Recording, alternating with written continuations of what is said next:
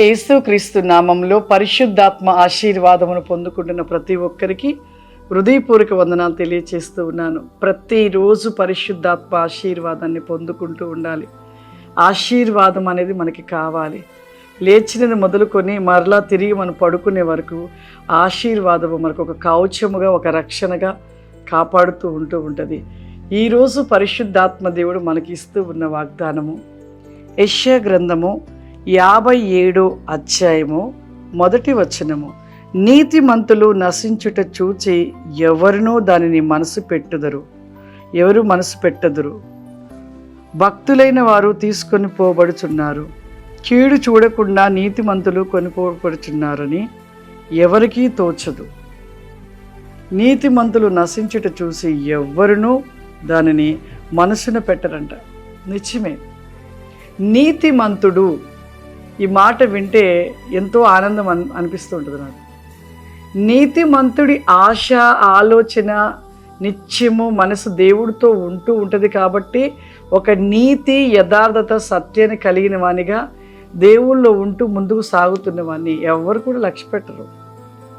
చూడండి, లాజరు ధనవంతుడు భూ సంబంధమైన ఆశని కలిగి భూలోకంలో ఉన్న వాటి వైపు మనసు పెట్టి ఈ లోకంలో ఉన్న వాటిలోనే ఉంటూ ఈ లోక సంతోషంలో పరిగెడుతూ చివరికి ధనవంతుడు చనిపోయినప్పుడు ఈ లోకంలో ఉంటున్న వారు తనని ఎంతో ఘనంగా సమాధి చేయటానికి తీసుకొని వెళ్ళారంట. మరి ఎంతో సుగంధ ద్రవ్యాలతోటి మరి ఘనంగా తీసుకొని వెళ్ళారు.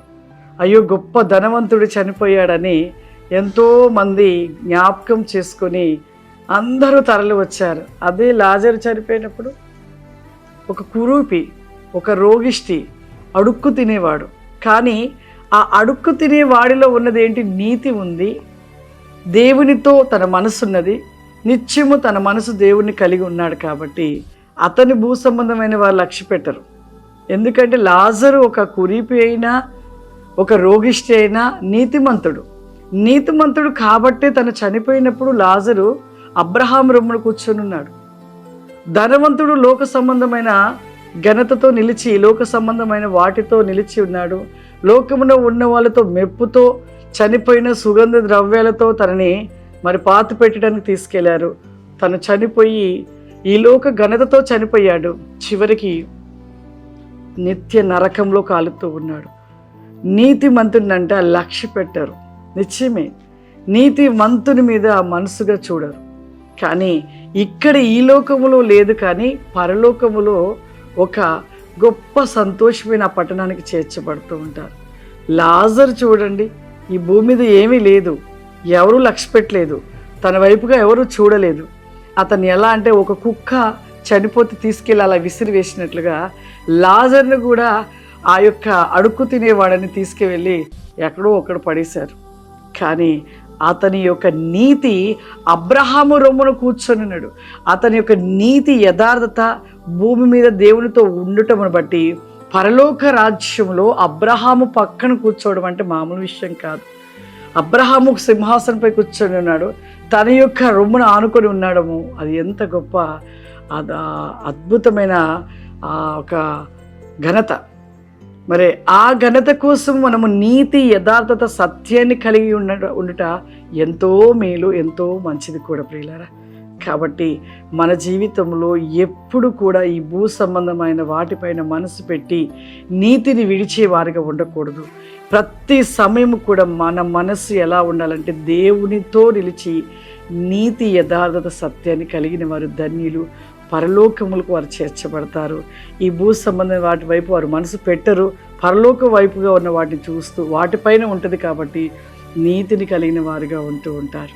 అట్టి రీతైన మనసును కలిగిన వారుగా మనం నిలిచి ఉండాలి. ప్రార్థన చేసుకుందాం. సర్వశక్తివంతుడా, దయగల తండ్రి, నీకు వందనాలు చెల్లిస్తూ ఉన్నానయ్యా. గొప్ప దేవుడవు నాయన. ఆత్మస్వరూపుడా, అతిశక్తివంతుడా, అభిషక్తుడా, ఈ ప్రోగ్రాం చూస్తున్న ప్రతి బిడ్డను కూడా మీరు తాకండి నాయన. మీ అభిషేకము చేత నింపండి ప్రభా. నీతి మంతుని యొక్క గుడారము వర్ధిల్లుచు నీతి వేకమును కలిగిన వారు నీ రాజ్యపు సింహాసన వేకముపై నిలిచి ఉంటారని సెలవిస్తున్నావయ్యా. ఈ యొక్క ప్రోగ్రాం చూసిన ప్రతి బిడ్డ ప్రభా నీతి మంతులుగా తీర్చిదిద్దబడుటలు నీ ప్రతివేకమైన అభిషేకము చేత నింపండి పరిశుద్ధాత్ముడా. వెస్ గో బై కెనిజబా శాందరి ఖౌరిల రబాసిక మాందర మీ యొక్క ఆశీర్వాద విక్రోసిమైన కృప దయచేయమని యేసు క్రీస్తు నామమున నడుచున్నాను తండ్రి. ఆమేన్. God bless you. దేవుడు మిమ్మల్ని దీవించును గాక. ఆమేన్.